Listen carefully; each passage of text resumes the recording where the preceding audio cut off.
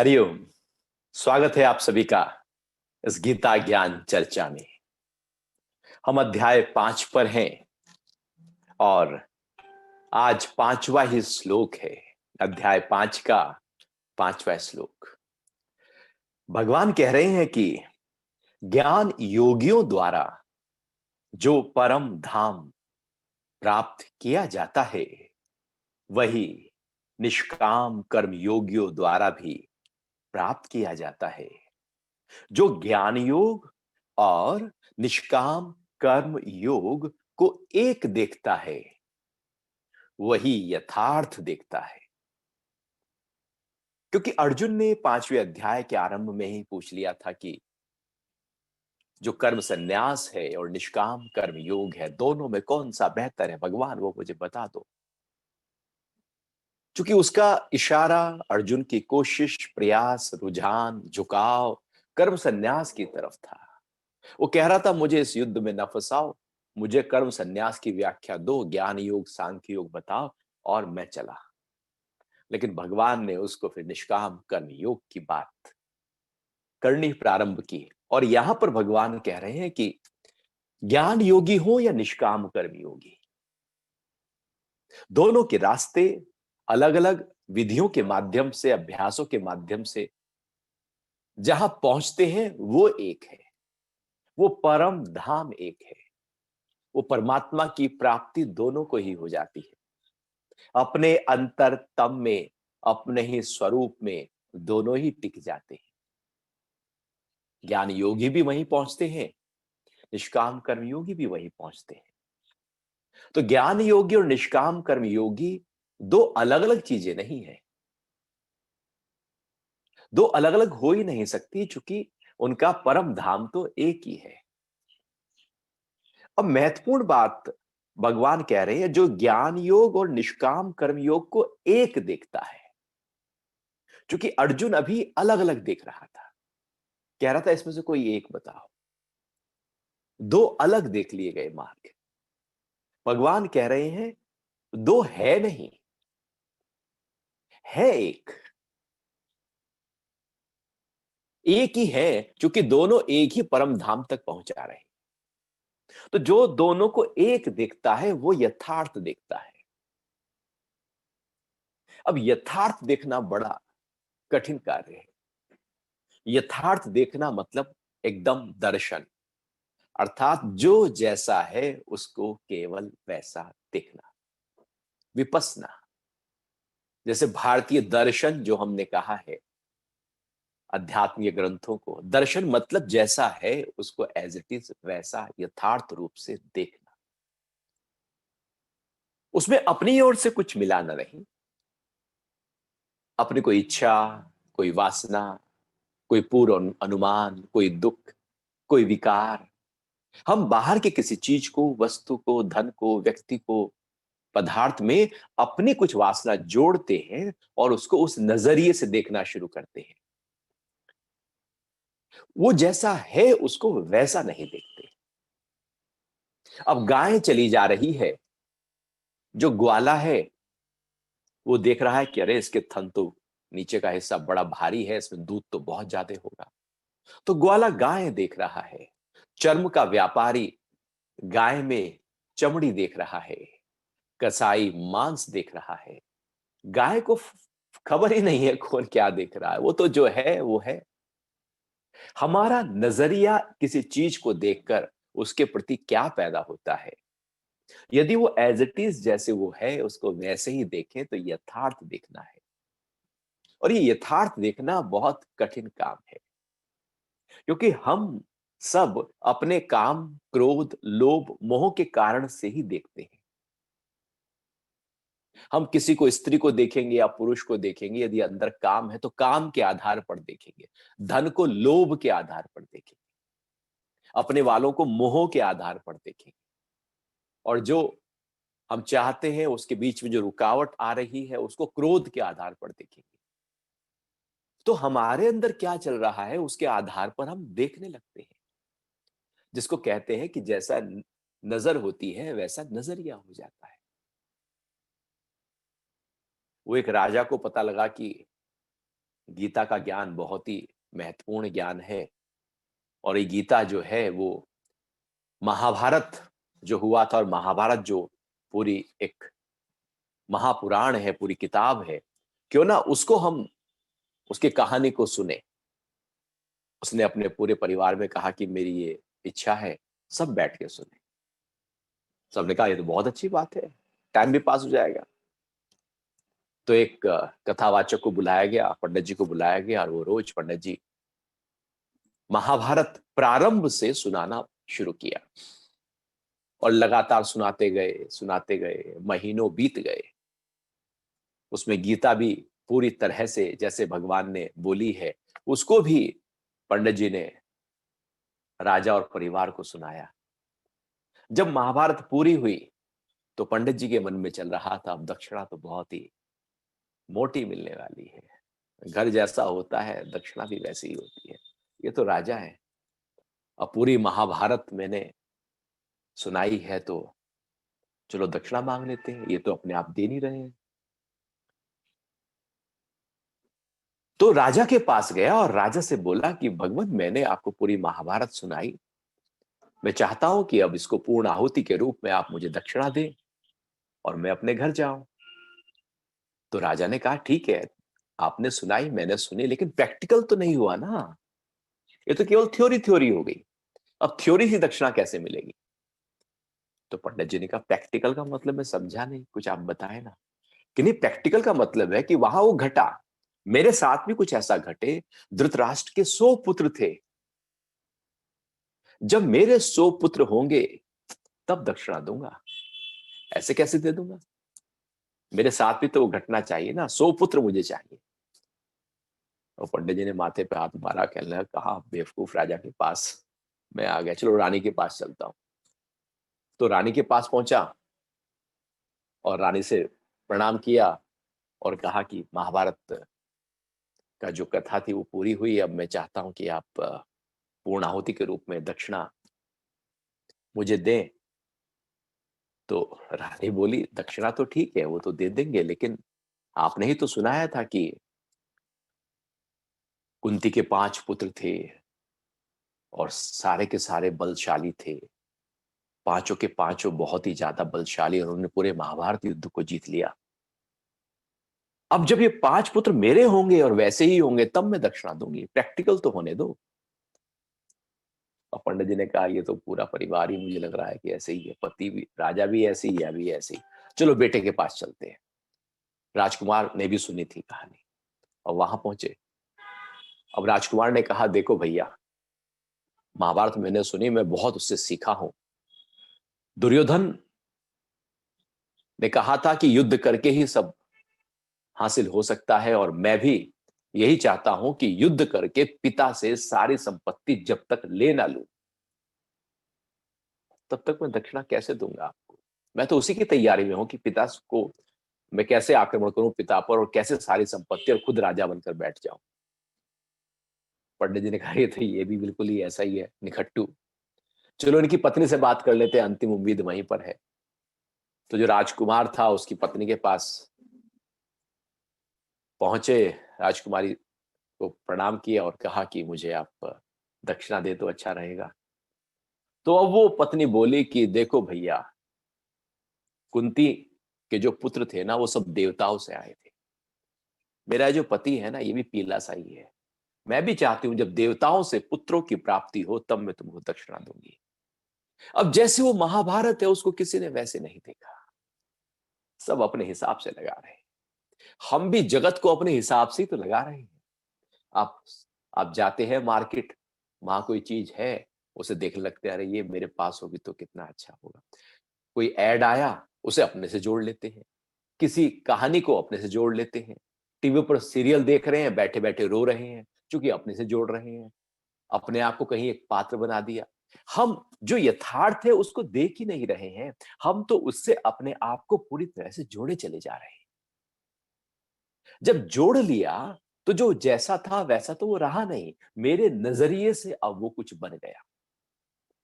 और हर व्यक्ति अपना नजरिया जीवन भर लगाता रहता है। संसार में हम अपना ही नजरिया, हमारा अपना व्यू क्या है, हम उसी व्यू के आधार पर ही जीवन को जीते रहते हैं, ये यथार्थ देखना नहीं है। यथार्थ देखने का मतलब है जैसा है एज इट इज। जैसे विपස්සना का मतलब है जो जैसा है उसको वैसा ही देखना। बुद्ध कह रहे हैं वैसा ही देखो, भगवान कह रहे हैं वैसा ही देखो जैसा है। तो जब वो दृष्टि, वो दृष्टिकोण हमारे अंदर आ जाता है, एक दृष्टिकोण है जहां पर हम किसी कोण से, किसी एंगल से देखते हैं, एक दृष्टि है जहां पर हम उसको एज इट इज देखते हैं। तो दृष्टि महत्वपूर्ण है।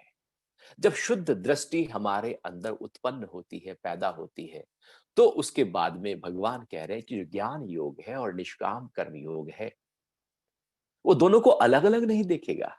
वो तो कहेगा एक ही तो है, ये अलग कहां है। दिख रहा है अलग जैसा, अलग है नहीं। कोई आम कहे, कोई मैंगो कहे, अब हम मैंगो शब्द पकड़ ले, वो आम शब्द पकड़ ले, माली कहेगा अरे तुम कैसी बातें कर रहे हो, है तो एक ही ना, तुम अलग अलग क्यों पकड़ रहे हो। तो यथार्थ देखना बड़ा महत्वपूर्ण है। और यथार्थ देखने वाले जो व्यक्ति है वही योगी है, वही अपने स्वरूप में टिका हुआ है। जब तक हम अपने स्वरूप के साथ टिकेंगे नहीं, हम यथार्थ देखेंगे कैसे। हम तो अपनी मान्यताओं के आधार पर, अपने पूर्व अनुमान के आधार पर, अपनी कल्पना के आधार पर, अपने दुख के आधार पर, अपने विकारों के आधार पर, अपने अहंकार के आधार पर देखते हैं। जो हमारा चश्मा है अंदर से, कभी काम का आ जाता है, कभी क्रोध का आ जाता है, कभी लोभ का आ जाता है, कभी इच्छा का, कभी वासना का। बिल्कुल चश्मे अंदर से जो नजरिया है वो फट फट बदलता रहता है। और हम बाहर की चीजों में बिल्कुल ऐसे भिन्न भिन्न भिन्न हो जाते हैं। एक देख ही नहीं पाते क्योंकि यथार्थ देख ही नहीं रहे हैं। यदि यथार्थ देख लें तो यहां पर दो है ही नहीं, है ही एक। दो तो हमने कहा, परमात्मा ही तो सब जगह पसरा है। अब सुनार देखता है, इतने सारे आभूषण हैं। एक महिला ने ऊपर से लेकर श्रृंगार पट्टी से और नथ से लेकर पूरे नीचे तक, बिछुए तक सोने के पहने हुए हैं, चांदी के कुछ आभूषण हैं। तो जो सुनार है वो उन आभूषण नहीं देख रहा है, उसके पीछे का सोना देख रहा है और कह रहा है सोना तो एक है।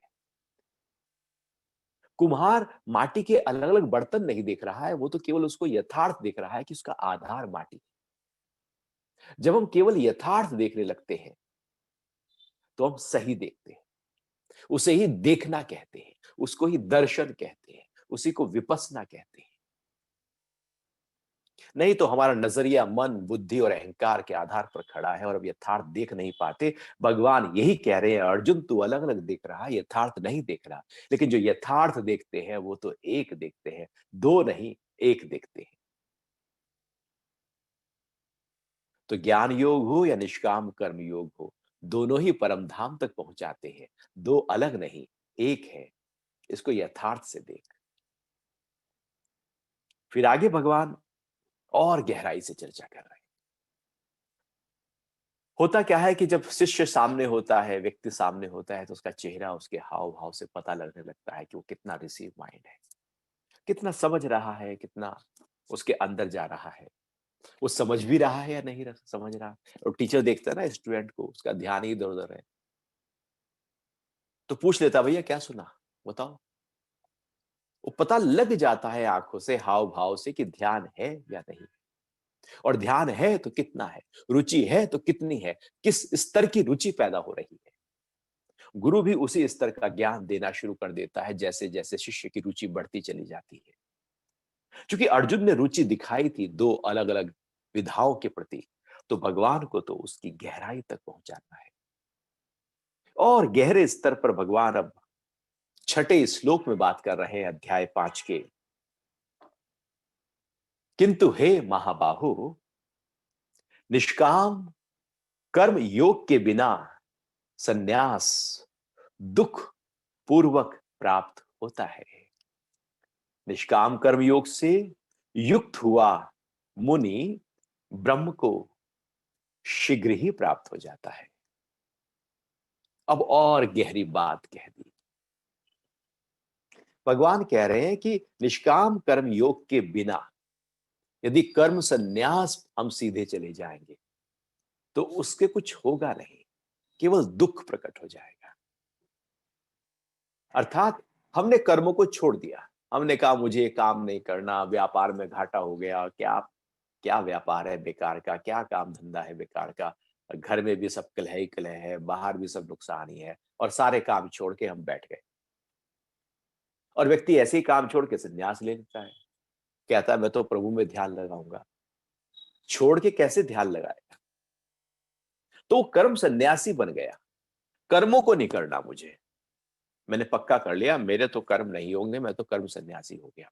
भगवान कह रहे हैं कि कर्म सन्यास को यदि प्राप्त होना हो तो निष्काम कर्म योग ही है रास्ता।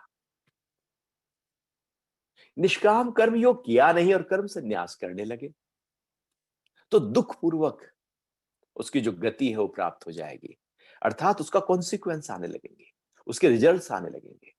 आप कर्म छोड़कर बैठ जाओ, आप शरीर का ध्यान ना दो और को मुझे तो शारीरिक कर्म नहीं करने, तो शरीर बीमार हो जाएगा, दुख रूप में प्रकट हो जाएगा। आप मन को ध्यान ना दो, मन बिखर जाएगा, बुद्धि को ध्यान ना दो, बुद्धि बिल्कुल मोटी हो जाएगी, आपके जो स्किल्स है वो सब खत्म हो जाएंगे, क्योंकि हमने सब छोड़कर बैठे, सब बिखर जाएगा मामला।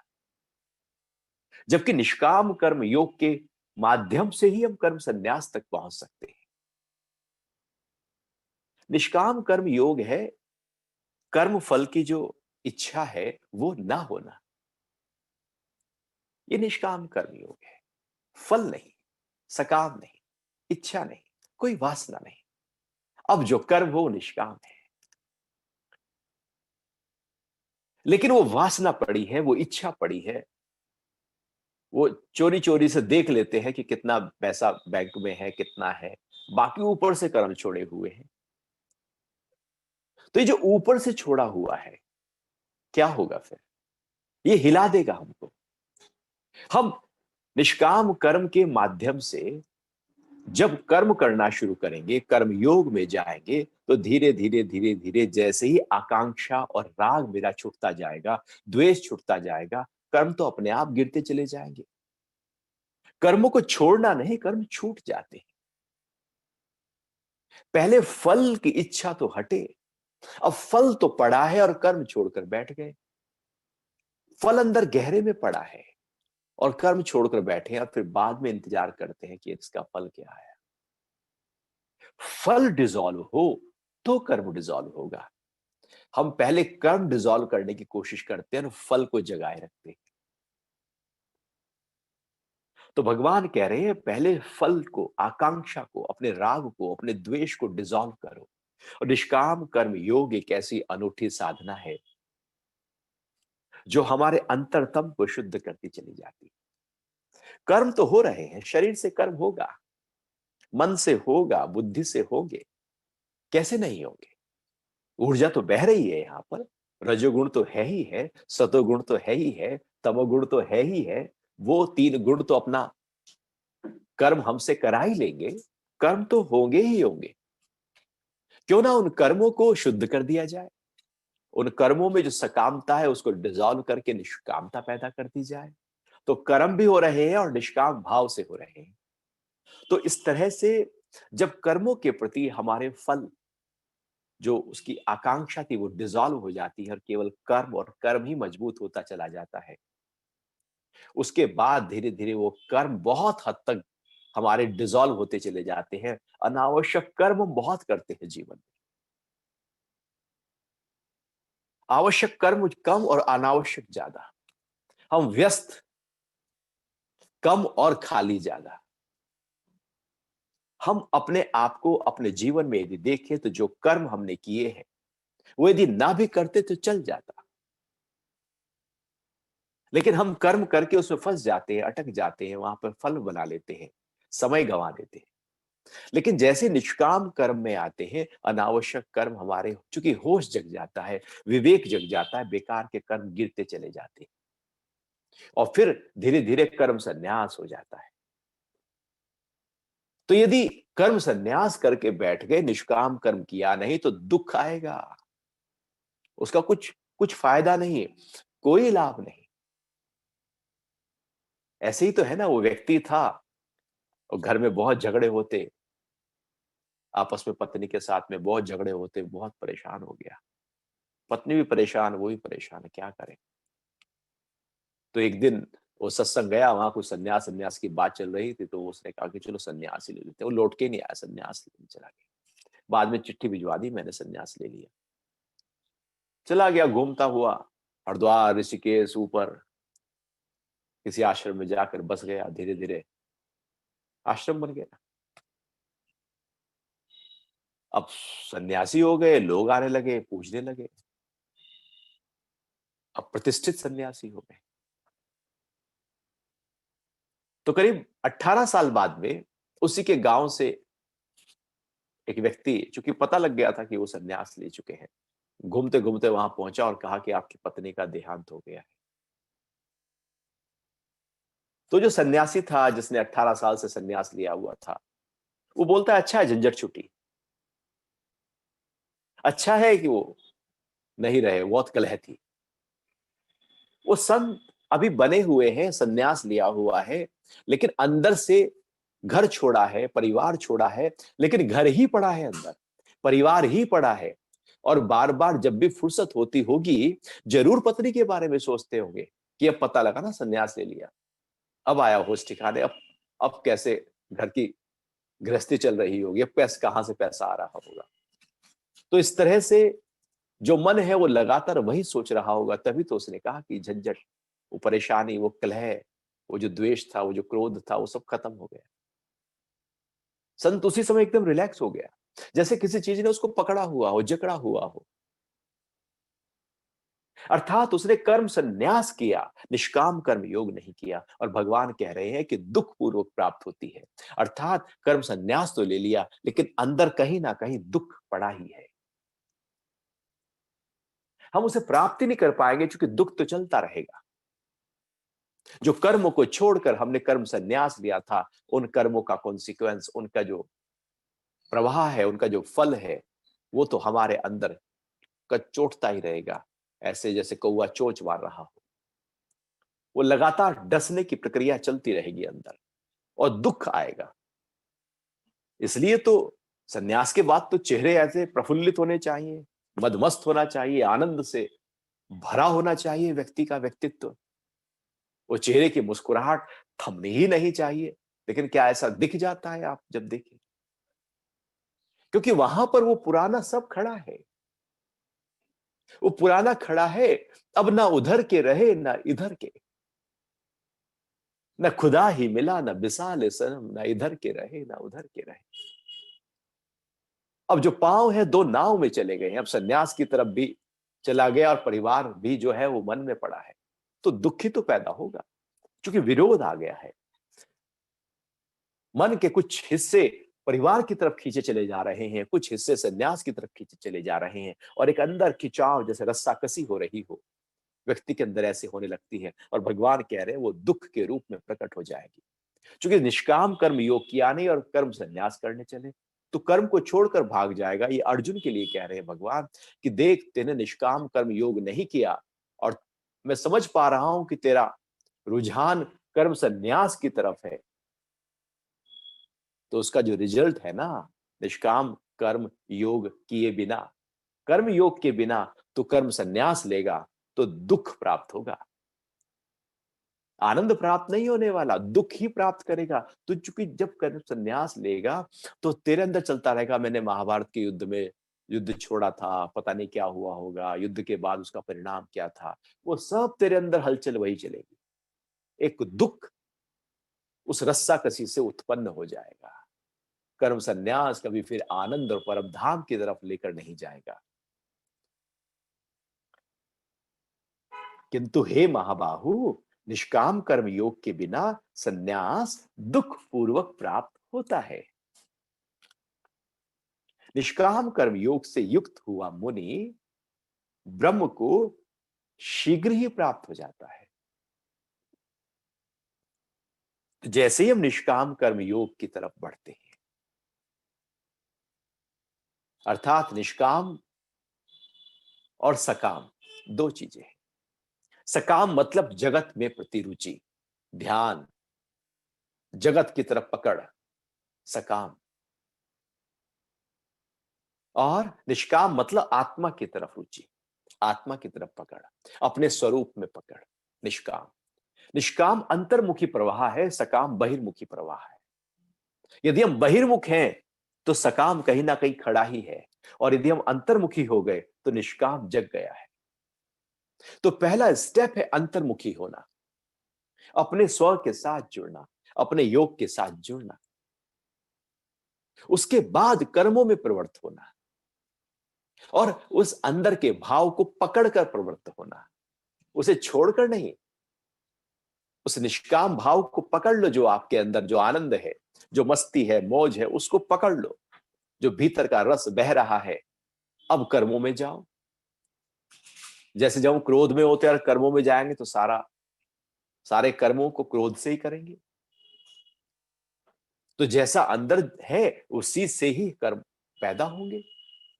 तो ऐसे ही यदि निष्काम भाव अर्थात आत्म भाव में यदि हम हैं, उसके बाद कर्म कर रहे हैं, तो वह निष्काम कर्म योग हो गया। निष्काम का मतलब केवल ऐसा नहीं कि मैं किसी की सेवा कर दूं, मैं किसी को दान दे दूं, मैं अच्छे काम कर दूं तो निष्काम हो गया। और हम कह देते निष्काम कर, मैं निष्कामी हूं। कोई कहे मैं निष्कामी हूं, किसी को पता है मैं निष्कामी हूं, तो वो निष्कामी है ही नहीं। कौन है कहने वाला कि मैं निष्काम कर्म कर रहा हूं? जो कह रहा है वो तो और अपने कर्म बना रहा है। जो बोल रहा है कि मैं निष्काम कर रहा हूं, वो तो अहंकार से बोल रहा है। निष्काम हो कह रहा है, निष्काम में तो आप है ही नहीं। निष्काम में मेरा वजूद नहीं, निष्काम में केवल फकत आत्म भाव से प्रवाह बह रहा है, वो निष्काम है। यदि मुझे याद है कि मैंने निष्काम किया था, तो अहंकार कह रहा है कि मैंने किया था। तो यदि अहंकार ने किसी कर्म को पकड़ लिया तो निष्काम कैसे हो सकता है? वो तो अहंकार की पकड़ में आ गया। जो कर्म अहंकार की पकड़ में आ जाए वो सकाम हो जाते हैं। किसी ना किसी छोटे न छोटे रूप में सकाम कहीं खड़ा ही रहता है। निष्काम की तो जब पैदा होता है तो वहां अहंकार है ही नहीं, मन बुद्धि में सब जगह निष्काम ही निष्काम है। तो कौन कहे कि मैं निष्काम हूं, मैं निष्कामी हूं? जो कहे वो झूठ बोल रहा है, निष्कामी हो ही नहीं सकता। कैसे हो जाएगा कहने वाला निष्कामी? कोई कहे कि मैं तो आत्मज्ञानी हूं, कौन कह रहा है मैं आत्मज्ञानी हूं? अहंकार बोल रहा है। आत्मा कैसे कहेगी कि मैं आत्मज्ञानी हूं? वो निष्काम एक स्थिति है, एक अवस्था है। उस अवस्था में टिककर जो हो वो कर्मयोग।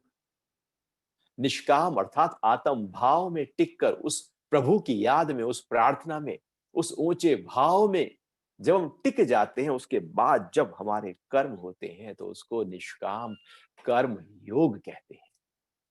और यदि विकार खड़ा है, इच्छा खड़ी है, वासना खड़ी है, कोई मान्यता खड़ी है, कोई आदत खड़ी है, और उस आदतन हम कर्म किए जा रहे हैं, गीता पढ़ने की भी एक आदत है यदि, तो आदतन कर्म कर रहे हैं। वो तो एक टाइम बन गया कि मुझे इतने बजे गीता पढ़नी, आदत हो गई है।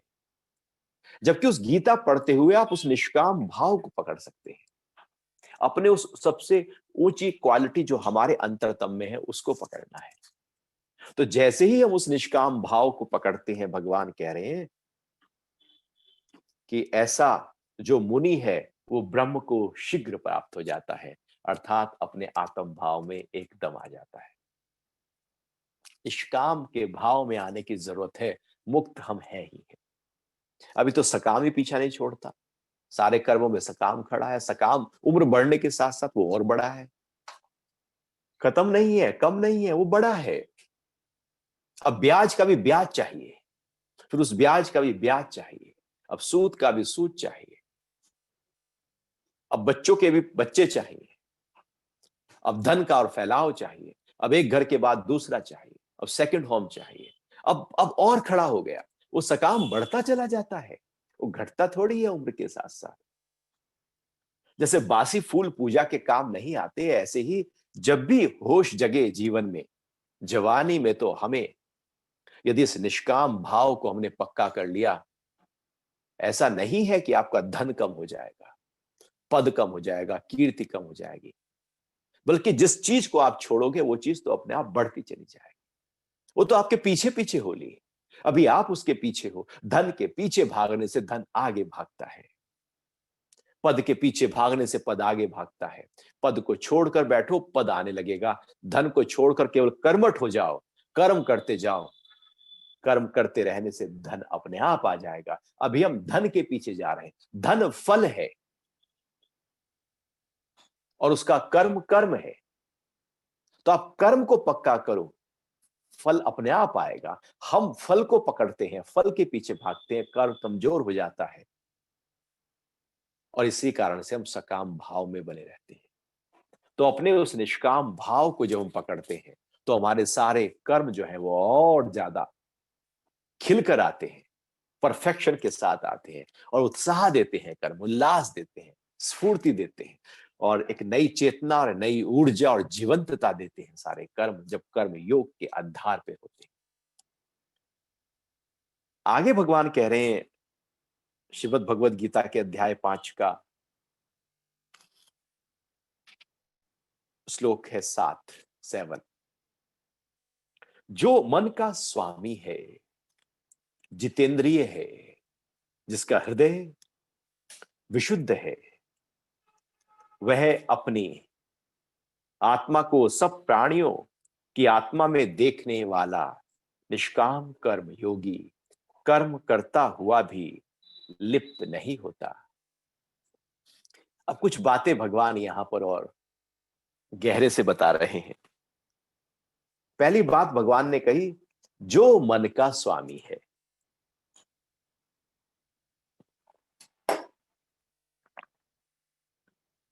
अब मन हमारा स्वामी है या हम मन के स्वामी हैं?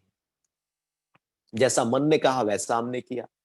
मन ने कहा आज तो छोले भटूरे खाने हैं, चलो छोले भटूरे खाएंगे। मन ने कहा घूमने जाना है, चलो घूमने चलो। शॉपिंग करनी है, कोरोना हो रहा है, नहीं जी हमें तो शॉपिंग करनी है, क्योंकि मन ने कह दिया। मन ने जो जो कहा हमने वो किया। मन इतना ताकतवर हो गया, कई बार ऐसे ही राजाओं के यहां पर मंत्री ताकतवर हो जाते हैं, दुकान में जो नौकर है वो ताकतवर हो जाता है, क्योंकि हम उसकी बातें मान रहे हैं। वो बातें मानते मानते वही बड़ा होने लगता है, जो मालिक है वो कहीं दब जाता है, कहीं छोटा हो जाता है। मन हमें मिला है एक डिवाइस, एक टूल की तरह, लेकिन जैसा जैसा मन ने कहा हमने वैसा करना शुरू किया। फिर मन धीरे धीरे बढ़ता चला गया, फैलता चला गया और मन जैसा जैसा करता गया, कहता गया, हम करते चले गए, करते चले गए। तो मालिक कौन है? जो कहे वो मालिक या जो करे वो मालिक? जो कह रहा है, आदेश दे रहा है, आज्ञा दे रहा है, इसका मतलब वो ऊपर है ना। और जो आज्ञा मान रहा है इसका मतलब वो नीचे है। आज्ञा देने वाला ऊपर है, आज्ञा लेने वाला नीचे है। तो आज्ञा देने वाला मालिक, स्वामी, और आज्ञा लेने वाला नौकर।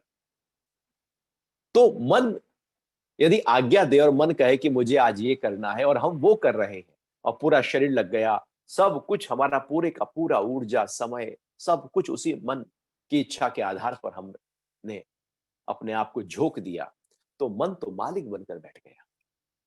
भगवान कह रहे हैं कि जो मन का स्वामी है, जो मन कहे वो नहीं, बल्कि जो विवेक से आए वो करना है। मन में तो हजारों विचार आ रहे हैं, 50 से 60 हजार विचार मन में 24 घंटे में आ जाते हैं। अब क्या क्या सोचोगे? जो जो वो मन में आ रहा है क्या क्या करोगे? मन में आए करना शुरू कर दो, पागल हो जाएगा व्यक्ति। और उसी को पागल कहते हैं जो मन में आता है और वो व्यक्ति करता है। अर्थात मन उसका स्वामी बन गया है। जिसका मन स्वामी बन जाता है, पूरी तरह से जिसका मन स्वामी हो गया है, वही व्यक्ति पागल हो जाता है। पागल में और बुद्धिमान में यही है कि एक ने मन को कंट्रोल किया है और दूसरे ने मन ने उसको कंट्रोल कर लिया है। तो मन जब कंट्रोल कर ले हमको, तो मन में जो जो आएगा हम वो बोलेंगे, जो आएगा वो करेंगे, जो आएगा वो वैसा ही, ठीक वैसा वैसा करने लगते हैं। तो मन में तो बहुत कुछ चलने लगता है हमारे भी। आप बोलना शुरू कर दो, देखो पागल कहलाएंगे। मन जो कहे वो कर रहे हो तो इसका मतलब है कि मन बॉस है। मन लोभी मन लालची, मन चंचल मन चोर, मन के मते चलिए नहीं, पलक पलक मन और। ये मन बदल रहा है, ये मन अच्छा भी है तो बुरा भी है। ये मन ही तो है जिसने कहा कि चलो सुबह के समय गीता का चर्चा हो रही है, हम बैठते हैं, और आपने सब काम धाम छोड़कर यहां बैठे हैं। मन जब अच्छे शुभ विचार लेकर आता है तो वो हमारा सहायक हो जाता है, हमें ऊंचाइयों पर ले जाने के लिए, मुक्ति के लिए भी मन सहायक है। लेकिन जब बुरे विचार लेकर आता है और हम उसके साथ हो जाते हैं तो वही बांधने, दुख, परेशानी, डर में भी सहायक है। मन एवं मनुष्याणाम कारणम बंध मोक्षयो, ये बंधन का कारण भी है तो मुक्ति का कारण भी है। जब ये मालिक बन गया, मन मालिक बन गया तो बंधन का कारण हो गया, हम मन के मालिक हो गए तो यही मन मुक्ति का कारण बन जाएगा। यही मन, भगवान आगे कहते हैं, मन मना भव, कि हे अर्जुन तू अपना मन मेरे में रख। ये मन जो भटक रहा है, ये भटकता हुआ मन ही तो बांध रहा है। लेकिन जब तू अपना मन मेरे में रखेगा, अर्थात तू मन का साक्षी हो जाएगा, तो तू मन का स्वामी हो गया। और मन हमें इतना रुलाता है, इतना परेशान करता है, इतना तनाव, इतना क्रोध, इतना डर हमारे अंदर है। कहां है वो? मन में है। केवल मन में ही जन्म लेता है सारे डर, और हम डरे रहते हैं। मन में ही बैठे बैठे कोई पास्ट का ख्याल आ गया और हम दुखी हो गए, किसी की बात याद आ गई हम दुखी हो गए, कोई प्रॉफिट याद आ गया हम खुश हो गए। मन में ही तो है सारा जगत, मन में सब चल रहा है। और जैसा जैसा मन में आए हम वैसा वैसा सोचने लगे, करने लगे, तो फिर मन बॉस हो गया और हम तो गुलाम हो गए और हम तो परेशान हो गए। मन बड़ा नहीं होना चाहिए, विवेक बड़ा होना चाहिए व्यक्ति के अंदर। हम मन को बड़ा रखकर बंध जाते हैं। हमें मन के स्वामी होना है, भगवान कह रहे हैं। मन के स्वामी, मन के साक्षी होकर हो सकते हैं। मन के साक्षी हो जाओ, मन में जो आए उसको देखो। जैसे जैसे मन के साक्षी होते चले जाएंगे, मन के स्वामी होते चले जाएंगे। स्वामी होने का और कोई तरीका नहीं। क्या तरीका है मन के हम बॉस बन जाए? उसका ऑब्जर्वर, सीयर बन जाओ, दृष्टा बन जाओ। बस मन में उपद्रव चल रहे हैं, आप देख रहे हैं। अच्छा विचार आया, आप देख रहे हैं। बुरा आया, आप देख रहे हैं। शुभ आया, आप देख रहे हैं। अशुभ आया, आप वो भी देख रहे हैं। काम उठा, आप वो भी देख रहे हैं। लोभ उठा, वो भी देख रहे हैं। मोह अपने वालों में उठ गया, वो भी देख रहे हैं। आप देखने वाले बन जाओ, वो चला जाए। वो आया है, जाएगा, रह नहीं सकता। यहां कोई विचार नहीं रहता, सब जाएंगे। यहां कुछ रहता नहीं है, टिकता नहीं है। तो यदि हम ये जो मन में जाने वाली सब चीजें हैं, इनको देखने वाले बन गए तो हम मन के स्वामी बन गए।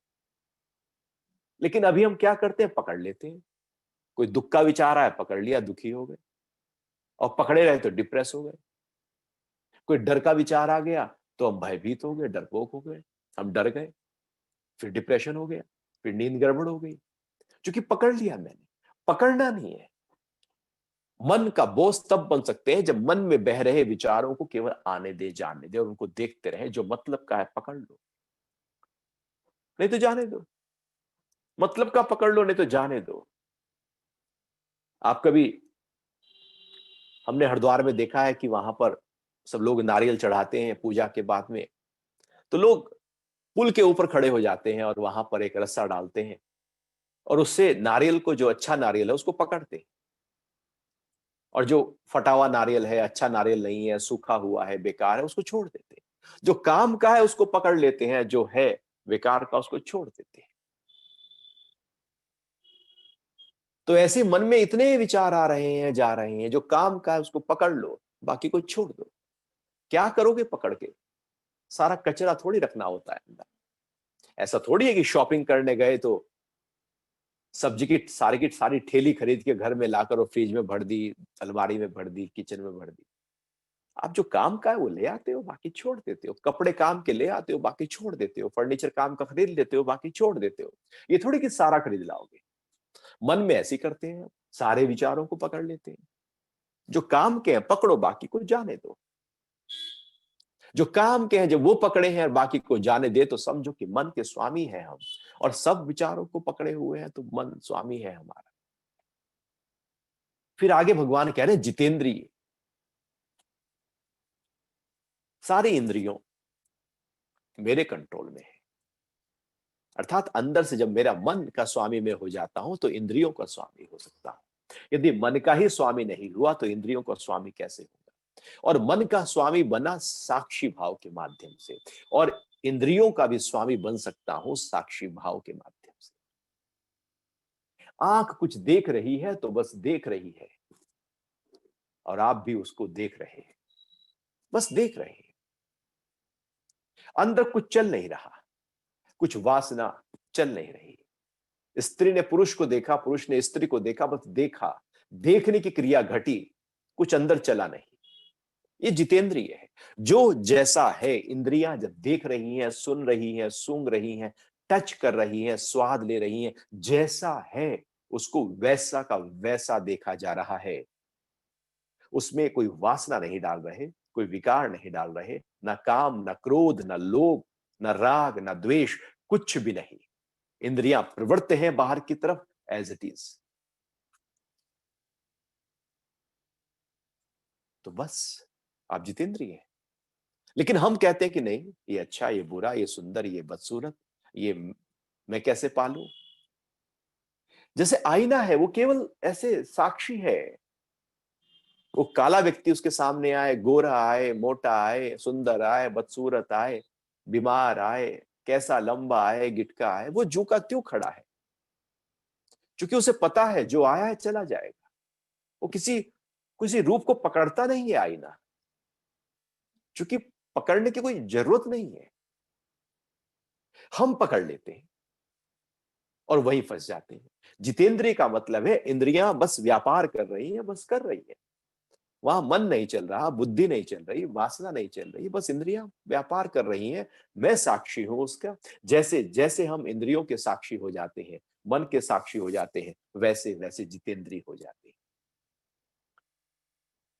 जिसका हृदय शुद्ध है, अब भावनाएं शुद्ध होनी चाहिए। अंदर से जो उठ रहा है वो शुद्ध हो, नहीं तो व्यक्ति वासना, धन और यश की तरफ ही भागता है और अपने को अशुद्ध कर लेता है। कोई भी इच्छा, कोई भी वासना, धन की पकड़ और कीर्ति, यश, ये तीन चीजें ऐसी हैं जो अशुद्धियां पैदा करती है, भावनाओं को दूषित कर देती है। हमें अपनी भावनाओं को शुद्ध करना है, हृदय को शुद्ध करना है। इसलिए मैत्री, करुणा, मुदिता और उपेक्षा, क्या, समर्पण और प्रार्थना का भाव हृदय को शुद्ध करता है। जैसे जैसे प्रार्थना हमारे जीवन में बढ़ती जाती है, हृदय शुद्ध होता चला जाता है। प्रभु के प्रति जब खड़े हो जाएं तो वहां पर प्रार्थना करें, कुछ पाने के लिए नहीं, जो दिया है उसको धन्यवाद करने के लिए। हृदय खुल जाएगा। और कुछ मांगने लगेंगे तो फिर हृदय तो बंद है, हृदय बंद है। हृदय को शुद्ध करना है, वो तब होगा जब निष्काम भाव जगेगा, पवित्रता जगेगी, सबके लिए समभाव जगेगा, अहिंसा का भाव जगेगा, सत्य का भाव जगेगा। तो आपके अंदर जो हृदय है वो शुद्ध होता चला जाएगा। मैत्री को बढ़ाओ, करुणा को बढ़ाते जाओ, प्रेम को बढ़ाते जाओ। जैसे जैसे प्रेम बढ़ता चला जाएगा, हृदय शुद्ध होता चला जाएगा, और अहंकार बढ़ता चला जाएगा तो हृदय अशुद्ध होता चला जाएगा। और जब हृदय शुद्ध हो गया तो जो मैं हूं वही मैं सामने देख रहा हूं, स्वच्छ हो गया है आईना। अब जो सामने पड़ रहा है वही प्रतिबिंब पड़ रहा है, क्योंकि आईना पूरी तरह से स्वच्छ है। आईना अपनी कोई कहानी नहीं कहता, आईना किसी बदसूरत को सुंदर नहीं करता, आईना तो जो का त्यों खड़ा है। ऐसे ही जब आप स्वच्छ हो जाते हैं, शुद्ध हो जाते हैं, अपनी अंतरतम में जो आत्मा है वही सब में देखने लगते हैं। पहले अपने में देखते हैं, फिर सामने में देखते हैं। पहला यहां से प्रारंभ होता है और फिर वहां से प्रारंभ होता है, या पहले वहां से प्रारंभ होता है फिर यहां से। अर्थात जो यहां है वही वहां है। यदि हमने अपने अंदर नहीं देखा और बाहर ही हम कह रहे हैं ये भी आत्मा, ये भी आत्मा, अपने अंदर तो देखा नहीं उसको हमने। तो अपने अंदर पहले आत्मा को देखो और फिर सब प्राणियों में वही आत्मा को देखो। तो समभाव पैदा हो गया। ये तब होगा जब हम मन के स्वामी बनेंगे, जितेंद्रिय हो जाएंगे, हृदय शुद्ध हो जाएगा, अपने आत्म भाव में टिकेंगे। अब फिर सारी इंद्रियां उसी आत्म भाव के साथ बाहर की तरफ प्रवृत्त होंगी। अब वो उसी आत्म भाव में ही रहेंगी और वही आत्मा वो बाहर देखना प्रारंभ कर देगी। भगवान कह रहे हैं वह अपनी आत्मा को सब प्राणियों की आत्मा में देखने वाला निष्काम कर्मयोगी कर्म करता हुआ भी लिप्त नहीं होता, क्योंकि आत्म भाव में टिका है, सब जगह आत्मा देख रहा है। अब वहां किससे राग करेगा, किससे द्वेष करेगा, किससे क्रोध करेगा, कहां झगड़ेगा? है ही मेरा रूप, मेरा ही पसेरा है चारों तरफ, मेरा ही एक्सटेंशन है, मैं आत्मा, सब जगह वही आत्म भाव है। भगवान कह रहे हैं सारे कर्म हो जाएंगे और कर्म होते हुए वो मुक्त है। तो इस तरह से ये आज 3 श्लोक हुए। 8वां श्लोक हम अगली बार करेंगे। तो अभी समय है आप लोग कुछ प्रश्न का, तो उसकी बात कर लेते हैं।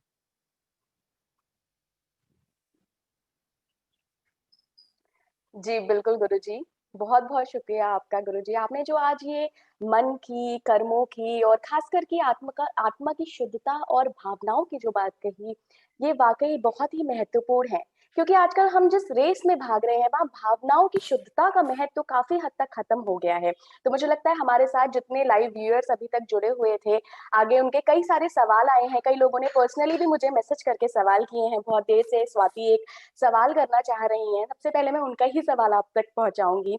वो कह रही हैं कि मैं जितनी भी अच्छे भाव से कर्म करती हूँ, जितने भी अच्छे भाव से मैं कोई भी काम संपन्न करती हूँ, उसका फल मुझे अच्छा प्राप्त नहीं होता है, हर बार कुछ गड़बड़ हो जाती है। तो उनकी देखिए कर्म तो वो करती हैं और अच्छी भावना के साथ भी करती हैं, लेकिन फल उतना अच्छा नहीं मिलता। हालाँकि आपने बताया था कि कर्म करते जाओ और फल की इच्छा मत करो, लेकिन फिर भी परेशान है वो थोड़ा। जवाब चाहती हैं आपसे? अच्छे भाव से कर्म करते हैं लेकिन फल अच्छा नहीं मिलता, ये जी, प्रश्न है। जी। अच्छा भाव है ही नहीं यदि फल की इंतजारी है तो। अच्छा, पहले ही फल सोचा हुआ है कि मैं अच्छे भाव से कर्म करूंगी तो मुझे अच्छा फल मिलेगा।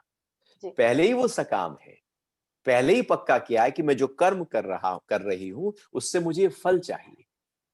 आप फल को अंदर से हटा दो, आप हुँ, कर्म को पक्का करो। जब हम कर्म करते हैं जी, और फल भी हमारे अंदर खड़ा होता है तो 50% तो हमारी एनर्जी कर्म में चली जाती है और 50% हमारी एनर्जी फल की प्राप्ति में चली जाती है कि फल बिल्कुल, आएगा। बिल्कुल। तो हम आधे अधूरे होकर कर्मों में जाते हैं। तो जी, जब हम आधे अधूरे होकर कर्मों में जाते हैं तो कर्म तो कमजोर हो गया, हुँ, भाव अच्छा है लेकिन कर्म पूरा नहीं हुआ, क्योंकि हमारी ऊर्जा कहीं, हमारा मन, हमारी बुद्धि कहीं ना कहीं फल को भी पकड़े हुए है। हुँ, हुँ, तो जो गीगाबाइट्स है अंदर के, जो अंदर की स्थिति है, पूरा मन जब कर्म में उतर जाए, पूरी जी, बुद्धि जब कर्म में उतर जाए, भाव शुद्ध हो, बस आप हुँ, उतर जाएं, फल आएगा ही आएगा। फल के इंतजार में क्यों बैठे? उसको बिल्कुल, आना है, वो आएगा। कई बार तो ऐसा होता है कि फल आ चुका होता है, उसका कर्म हम बाद में करते हैं और हम अब उसका भी हम फल सोच रहे हैं। होता है ना, एडवांस पेमेंट ले लिया, बिल्कुल, बिल्कुल। तो एडवांस पेमेंट तो ले लिया। अब जी, हम कह रहे हैं कि नहीं, महीने भर मैंने काम किया था, एडवांस पेमेंट पहले ले चुके हैं। अब कह रहे जी, हैं महीने भर जो काम किया था उसका ही पेमेंट दो। तो मालिक कहेगा भैया एडवांस पेमेंट तो लेकर बैठे जी, हो ना, जी, अब इसका फल जी, कैसे दूं? तो परमात्मा कह रहा है मैंने फल तुझे पहले दे दिया, कर्म है तेने बाद में किया, अब इसका फल तू चाह रहा है। जी, अब इसका फल नहीं मिलेगा, तू और कर्म कर, बिल्कुल, इसका बिल्कुल। फल मिलेगा। गुरुजी तो एक और इसी से भावनाओं को शुद्ध करनी है। जी, जी, एक और सवाल पिंकी जी का आ रहा है। वो पहले तो आपको नमस्कार बोल रही हैं और उसके बाद उनका सवाल ये है कि अगर फल की इच्छा ना रखें तो प्लानिंग क्या है? क्योंकि घर यहाँ बिज़नेस प्लानिंग से चलते हैं। फल की इच्छा ना हो तो फिर प्लानिंग किस जी, तरह से कार्य करती है? जी, नहीं, प्लानिंग करो, फल की हुँ, इच्छा रखो, जी, लेकिन एक ही बार रख लो ना, फिर बार-बार क्यों? हर समय क्यों? कर्म जी, करते जी, हुए भी क्यों? जी, एक बार तय करो जी, कि ये फल है, जी, एक बार तय करो, ये प्लानिंग है, प्लानिंग की, ये फल मिलेगा, अब कर्म में जुट जाओ। गलती कहाँ हो जाती है? भगवान ये थोड़ी कहते हैं कि फल हुँ, थोड़ी चाहिए। भगवान कह रहे हैं फल आएगा, जी। लेकिन हम फल को बड़ा कर देते हैं, वो गड़बड़ है। हुँ, प्लानिंग करो, एक ही बार तो करोगे प्लानिंग। आपने प्लानिंग की कि आपको यहां से घूमने के लिए सिंगापुर जाना है, आपने पूरी प्लानिंग की। अब आप प्लेन में बैठ गए ना, अब वो प्लेन आपको पहुंचा देगा ना। अब आप सोचने लगो उसके फल के बारे में, तो आपकी जो जर्नी है वो तो कहीं कमजोर पड़ जाएगी। आप जर्नी को एंजॉय नहीं कर पाएंगे, आप कर्मों को एंजॉय नहीं कर पाते, हम फल में चले जाते हैं।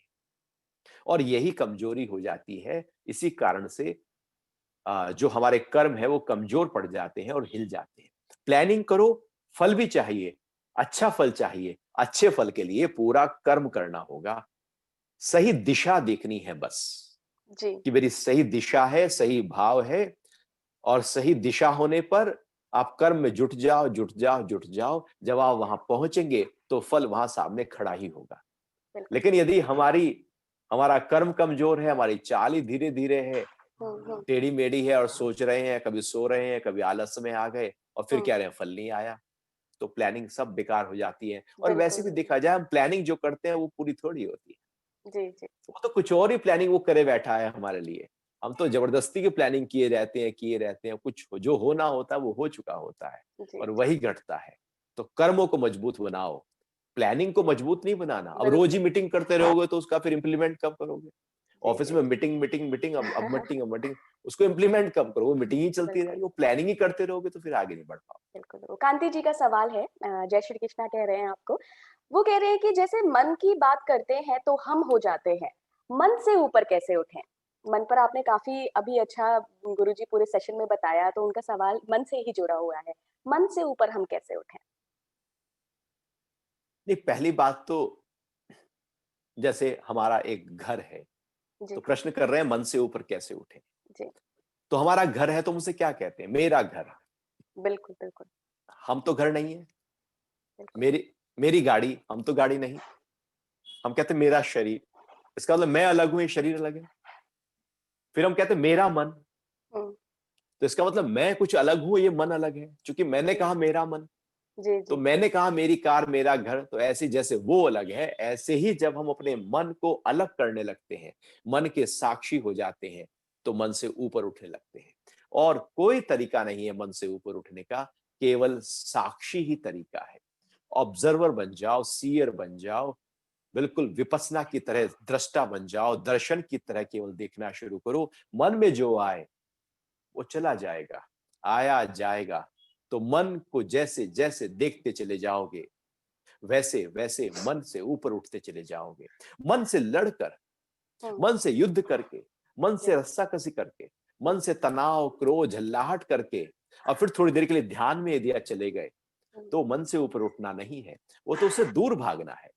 उस क्रोध से दूर भागना है, उस झल्लाहट से थोड़ी देर के लिए दूर चले गए, फिर बिल्कुल। लौट के वहीं आ जाएंगे। जी, जी। तो मन से यदि ऊपर उठना हो तो मन के साक्षी होना शुरू करो, और दिन भर जो कृत्य कर रहे हो उसके साक्षी होते जाओ। जो जो कर रहे हो उसके साक्षी होते जाओ, जो मन में आ रहा है उसके साक्षी होते जाओ। ये पक्का करते जाओ कि ये मन के विचार है, मैं अलग हूं। मैं अलग हूं, ये विचार अलग है। ये दुख है, मैं इस दुख से अलग हूं। ये सुख है, मैं इस सुख से अलग हूं। ये मन में मान यश आया है, मैं इससे अलग हूं। मैं जैसे अलग हूं, बस वही भाव जब प्रबल होता चला जाएगा, तो मन से ऊपर उठते चले जाएंगे। बिल्कुल। एक सवाल दिव्या जी का लेना चाहती हूँ मैं, फेसबुक व्यूअर हैं हमारे। समाज में आर्थिक रूप से संपन्न व्यक्ति को ही सफल क्यों कहा जाता है? क्या ये मानक सही है? मुझे लगता है बहुत सारी ऐसी क्वेरीज़ आई हैं इसी सवाल पर, तो आप इनको जवाब दीजिए, सब लोगों को जवाब मिल जाएगा। यदि अध्यात्म के दृष्टिकोण से देखा जाए तो सफल कौन है? बिल्कुल। हमने दीपावली के दिन अष्टलक्ष्मी की बात की थी। जी, जी, जी। जिसके पास अष्टलक्ष्मी है वो सफल है। बिल्कुल। धन तो उसमें से एक छोटा सा हिस्सा है। धन को पकड़कर हम सफल नहीं हो सकते। इसका मतलब यह हुआ कि जिनके पास धन है वो सब सफल है, सब सुखी है, सब आनंद में है, सब प्रसन्न है, सब सुकून में है। जरा झांक कर तो देखो अंदर जाकर। जहां धन बढ़ता है, धन के साथ बिखराव कितना आता है। दूर के ढोल बड़े सुहावने लगते हैं, जब कान के पास बजने लगे तो फिर वो लगता है कि ये तो दूर के ही अच्छे थे। जिनके पास धन नहीं है वो कहते हैं कि धन आ जाए तो संपन्नता है। सफलता है। लेकिन जब धन आ जाए तो वो कहता नहीं, मन की शांति मिले तो, आराम मिले तो, स्वास्थ्य मिले तो, सुकून मिले तो, परिवार का सौहार्दपूर्ण वातावरण मिले तो, अंदर की एक ठहराव, एक सहजता मिले तो सफलता है। सफलता जो व्यक्ति जहां खड़ा है वहां से अपनी एक व्याख्या, एक परिभाषा गढ़ता है। जिसके पास धन नहीं वो कहता है धन आए तो सफलता है। जिसके पास धन है वो कहता है स्वास्थ्य आए तो सफलता है। बिल्कुल। स्वास्थ्य है तो मन का शांति आए तो सफलता है। सफलता सबके लिए अलग अलग है, लेकिन यदि आध्यात्मिक दृष्टिकोण से देखा जाए तो अपने से जो जुड़ा है वही सफल है। बिल्कुल, एक बाकी तो अनमोल का सब सवाल विफल है। है। जी, बाकी तो सब विफल है, धन कितना भी आ जाए सब बेकार हो जाए, बिल्कुल, बिल्कुल गुरुजी। काफ़ी सब सारे नाश है सवाल ये। हैं गुरुजी। मैं चाहती हूँ थोड़ा संक्षिप्त में हम सभी के सवाल ले लें आज, क्यों ना? अनमोल सवाल कर रहे हैं, लोग अक्सर ऊपरी आवरण देखकर व्यक्ति को सम्मान देते हैं। भीतर कितनी भी अच्छाइयाँ हों, लेकिन गरीब इंसान सम्मान नहीं पाता। समाज की सोच को क्या कभी बदला जा सकता है? समाज की सोच को बदलने की जरूरत नहीं, हमें तो केवल अपनी सोच बदलनी है। बिल्कुल। किस किस को पकड़ोगे, किस किस की सोच को ठीक करने में जाओगे, जी, किस किस को लोग यहां बदलते रहेंगे। हम यदि लोगों को बदलने में चले गए तो फिर हम जीवन जी ही नहीं सकते। यदि बदलना है तो खुद को बदल लो। बाहर कपड़े क्या है बात वो नहीं है, बात है कि अंदरतम शुद्धता। बाहर शुद्ध कितने हैं बात वो नहीं, मन कितना शुद्ध है, विचार कितने शुद्ध है, भाव कितना शुद्ध है, बात वो है। जीवन तो मेरी है। समाज में लोग कहेंगे कि अच्छे कपड़े पहने तो अच्छा है, कल को वही फटे हुए कपड़े पहन के आ जाएगा तो समाज क्या कहेगा? अरे, क्या कल तक तो बड़ा घूमता था, आज जी, पता लगा ना अब आया ना ऊंट पहाड़ के नीचे। तो बिल्कुल, समाज आज आंखों पे बैठाएगा, वही समाज कल पैरों में रोंद देगा। समाज पे जीवन थोड़ी है। हमारा जो जीवन है वो व्यक्तिगत है। हर व्यक्ति की यात्रा अपनी अनोखी है, अनूठी है, व्यक्तिगत है। समाज से उसको हम जोड़ते हैं कि समाज क्या कह रहा है। लेकिन जैसे जैसे अपने से जुड़ते चले जाते हैं वो जी, फलक आ जाती है, वो सब बेहतर होता चला जाता है। इसलिए एक आध्यात्मिक व्यक्ति कभी गरीब नहीं होता, क्योंकि उसके अंदर बुद्धि खुल चुकी होती है और धन कैसे कमाया जा सकता है उसका भी ज्ञान आ चुका होता है। वो धन के पीछे नहीं भागता, क्योंकि बुद्धि खुल चुकी होती है तो जिस कर्म में वो प्रवृत्त होता है उसका फल अपने आप प्रकट हो जाता है। इसलिए आध्यात्मिक व्यक्ति कभी भी गरीब नहीं होते, बिल्कुल, क्योंकि बिल्कुल। बुद्धि का विकास है वहां पर। तो जी। कुछ तो लोग कहेंगे, लोगों का काम है काम है कहना, कहना, बिल्कुल, बिल्कुल। छोड़ो बेकार की बातों को। तो लोगों को क्या, उनसे उन पे तो जाना ही नहीं है। जीवन लोग खराब कर रहे हैं यदि लोगों पर चल रहे हैं। वो क्या कहेंगे और वो क्या कहेंगे, वो गुरुजी क्या इसीलिए कहेंगे। हाँ, बिल्कुल।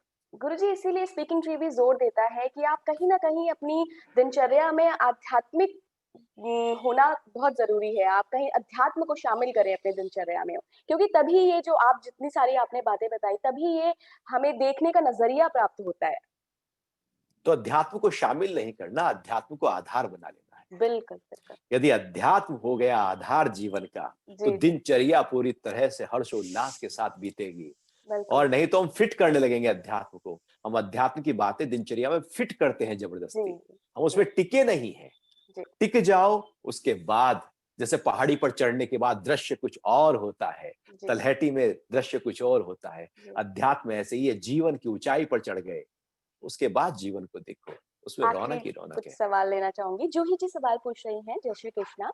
अगर बच्चे कहीं बाहर जाना हो और पेरेंट्स को मनाना बोले तो कैसे मनाएँ?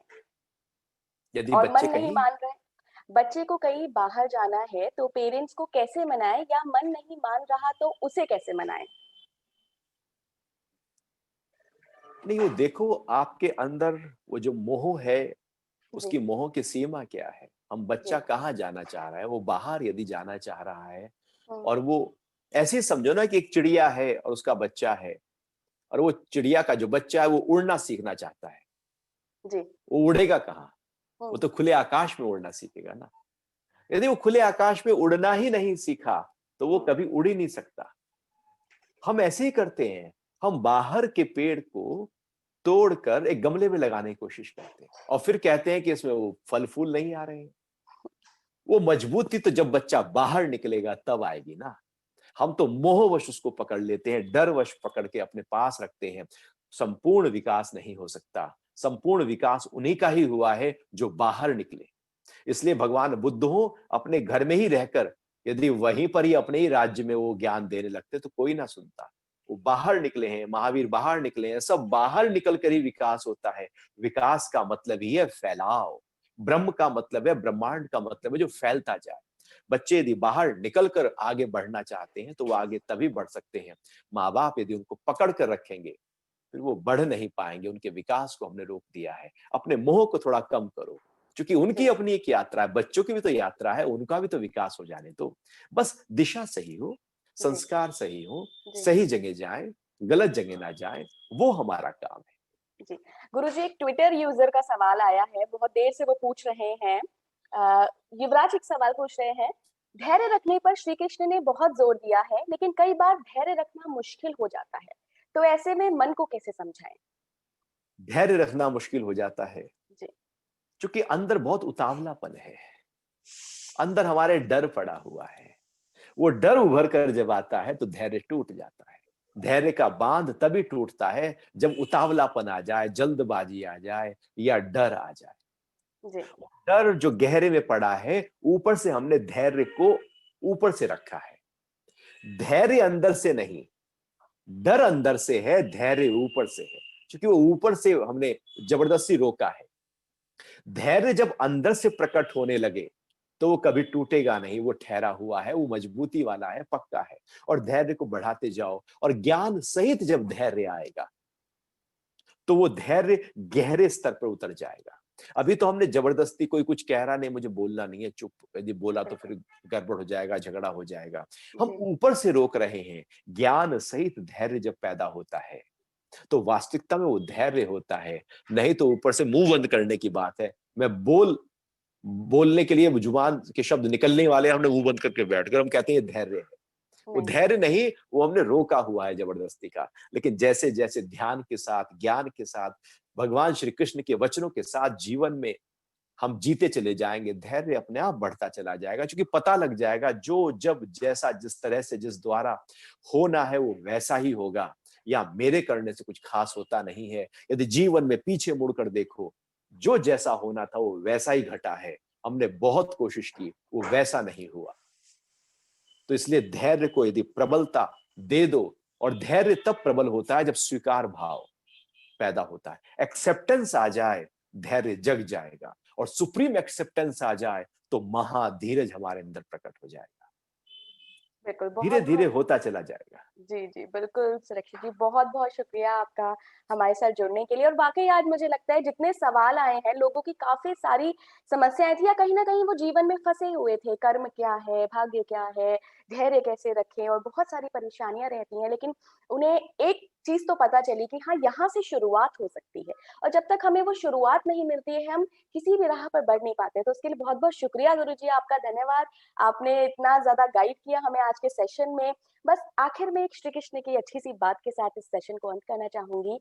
मनुष्य अपने विचारों से निर्मित होता है। वह जैसा सोचता है, वैसा ही बन जाता है। तो मुझे लगता है आप सभी जो लोग भी इस सेशन को देख रहे हैं, विचारों की शुद्धता, आत्मा की शुद्धता, भावनाओं की शुद्धता बहुत ज़रूरी है। अगर आप खुद को शुद्ध रखेंगे, अपने विचारों को शुद्ध रखेंगे, तो जीवन में हमेशा आगे बढ़ेंगे। गुरुजी, हम फिर सोमवार आपके साथ लाइव होंगे इस चर्चा में। तब तक के लिए देखते रहिए आप स्पीकिंग ट्री और बहुत-बहुत शुक्रिया, धन्यवाद गुरुजी। हरिओम, जय श्री कृष्णा। हरिओम जी।